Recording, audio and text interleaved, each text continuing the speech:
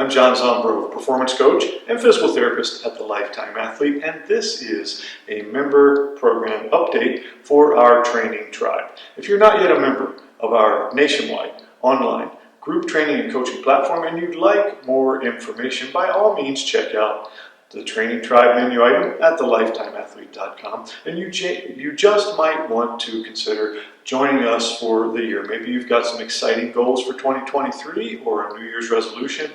The tribe may be the ticket for you to really accomplish those things this year.